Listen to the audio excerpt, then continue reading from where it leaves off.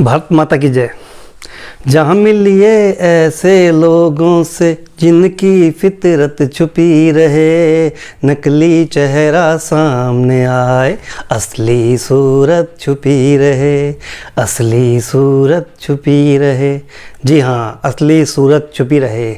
मैं सुरेंद्र अरोड़ा आज के आईने में आप सबका स्वागत करता हूँ। आज के आईने का मेरा फोकस प्रजातंत्र का तोहफा, मुट्ठी भर लोग, परिवारवाद। जी हाँ, परिवारवाद। वीडियो शुरू करने से पहले एक छोटी सी टिप्पणी करना चाहता हूँ। कैप्टन अमरिंदर सिंह जी, आपने बहुत कोशिश की।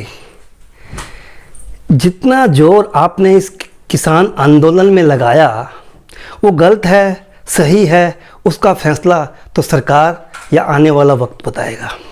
लेकिन मैं आपसे एक गुजारिश करना चाहता हूँ कि जितना जोर हमने एक किसान आंदोलन में लगाया, उतना जोर, उतनी तवज्जो, उतनी सोच और फिक्र अगर हम पंजाब में नशा मुक्ति के बारे में लगाते तो शायद मेरे पंजाब का गांव-गांव आज खुशहाल हो जाता। जो कि मेरे पंजाब का गांव-गांव नशे से त्रस्त है, पीड़ित है, दुखित है। इतनी यातना और इतने प्रॉब्लम में गांव के लोग देखे जाते हैं। हम एक बहुत ही कष्ट और वेदना से उसको देखते हैं और उन सब बातों को झेलते हुए सिर्फ और सिर्फ मेरे प्यारे गांव वाले सिर्फ सरकार की ओर ही देखते हैं। काश ऐसा मुमकिन होता कि बॉर्डर पार से ये नशे की खेप, जो चिट्टा, जिसे पंजाब में आम भाषा में चिट्टा कहते हैं, अगर इस पर रोकथाम लगाई जाती, इसके रिजल्ट स्वर्णीय होते। दोस्तों, आज की मेरी वीडियो का फोकस प्रजातंत्र का तोहफा, मुट्ठी भर लोग, परिवारवाद। जी हाँ, आज़ादी के तुरंत बाद ही, जब से हमारा संविधान बना 1950 में, 1950 में, हमारे देश के पहले प्रधानमंत्री पंडित जवाहरलाल नेहरू, जो कि अगर मैं कहूँ तो एक घटनाक्रम से ही वो प्रधानमंत्री बन सके। ये बात और ये तथ्य सार्थक हैं, इतिहास इस बात का गवाह है। हमारे देश में जो प्रजातंत्र है, वास्तव में हम उसके मूल महत्व को आज तक इस देश पर लागू नहीं कर सके। वो शायद इसलिए क्योंकि हमारे मन में सच्चाई और होठों पे सच्चाई नहीं रहती। हम सब, हमारे देश के भिन्न भिन्न नेता जो आगे आने वाले हैं और जो पीछे रहे, उन सब ने देश के प्रजातंत्र की आत्मा यानी कि संविधान की शपथ लेने के बावजूद अपने निजी स्वार्थों में लिप्त होकर देश को, अपने भाई बहनों को, अपने पड़ोसियों को, अपने पड़ोसी देशों को और देश की जनता को धोखा और धोखे में ही रखते आए हैं। इसका रिजल्ट आज का ये भारत अभी तक भोग रहा है। ये परिवारवाद, अगर कहा जाए तो प्रजातंत्र एक बहुत ही स्वर्णीय, सौभाग्यशाली शासन प्रणाली है। वास्तव में ये सच है, लेकिन ज़रूरत है उसको निष्काम भाव, बिना अपनी लालच और स्वार्थ सिद्धि को आगे रखकर इसको अपनाया जाए, इसको ना अपनाया जाए, सच्चे मन से इसको अपनाया जाए, इसको लागू किया जाए, तो ये सोने पर सुहागा होगा प्रजातंत्र। एक विशाल देश भारत, जिसकी कि आज 130 करोड़ मालिक हैं, इसके नागरिक हैं, इसको बहुत ज़्यादा सौभाग्यशाली होना चाहिए। और आने वाले वक्त में ऐसा शायद संभव हो पाएगा, क्योंकि देश की सरकार बहुत अच्छा काम कर रही है। देश की सरकार बहुत अच्छा काम कर रही है। यहाँ मैं एक बात कहना चाहता हूँ, एक टिप्पणी करना चाहता हूँ छोटी सी। दोस्तों, जो काम ही नहीं करता वो गलती क्या करेगा? गलती तो उसकी निकाली जाती है जो काम करता है। उदाहरण माननीय हमारे प्रधानमंत्री श्री नरेंद्र मोदी जी काम करते हैं और इसीलिए लोगों की मोटी मोटी गालियाँ, उनकी बातें सुनते हैं और तभी उनकी सेहत बहुत अच्छी रहती है। मैं उनकी सेहत के लिए अच्छी कामना करूं इसकी ज़रूरत ही नहीं पड़ती। वो बहुत हिष्ट पुष्ट रहते हैं क्योंकि उनको एनर्जी मिलती है। वो सच्चे देश प्रेमी और देश हित में काम करते हैं। इसलिए उनकी ऊर्जा शक्ति बनी रहती है।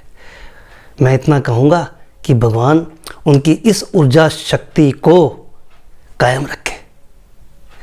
आगे पीछे जो समय बीत गया, पिछली सरकारों ने जो इस देश में परिवारवाद चला रखा था, ये एक बहुत ही दुर्भाग्यपूर्ण बात है हमारे देश में। अगर दूसरे शब्दों में कहूँ, क्या हमारे देश में प्रधानमंत्री पैदा होते हैं या अध्यक्ष पैदा होते हैं या नेता बनाए जाने चाहिए या नेता पैदा होते हैं? ये एक बहुत दुर्भाग्यपूर्ण बात है। नेता के घर में नेता पैदा हो रहे हैं, यानी कि परिवारवाद चल रहा है। हाँ जी, परिवारवाद चल रहा है। हरियाणा में भी था, दिल्ली में तो था ही, बिहार में लालू प्रसाद जी, आज वो जहाँ बैठे हैं आप सब जानते हैं, अब उनके बेटे दुकान चला रहे हैं।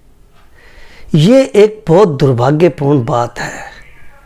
इसके लिए देश के हर नागरिक को चुनाव लड़ने का हक है, मतदाता चुनिंदा होने का हक है, लेकिन इस पे एक प्रतिवाद होना चाहिए।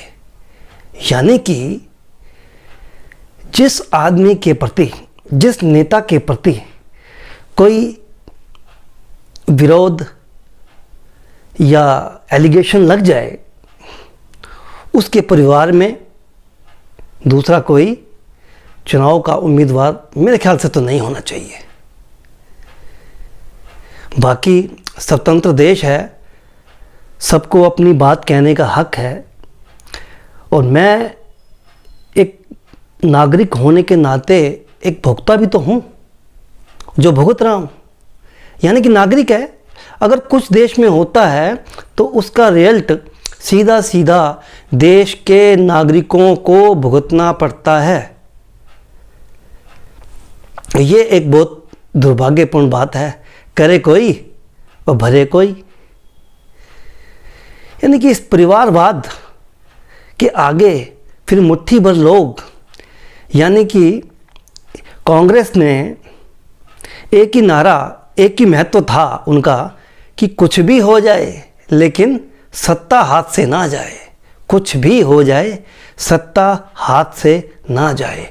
वो सत्ता पर काबिज और बने रहना चाहते थे। ये देश के लिए एक बहुत दुर्भाग्यपूर्ण बात है, जिससे हमारे संविधान की आत्मा को ठेस पहुंचती है और संविधान को ठेस पहुंचती है, शासन प्रणाली को ठेस पहुंचती है। नतीजा बीते सालों में आज़ादी से बाद तक आप सब इस बात के, इन तथ्यों के गवाह हैं। जो भी मेरी वीडियो को सुन रहा है, कितने घोटाले, कई लोग तो आज जेल में भी बैठे हैं। एक बात गले के नीचे नहीं उतरती, नेता और भ्रष्टाचार के जुर्म में जेल में।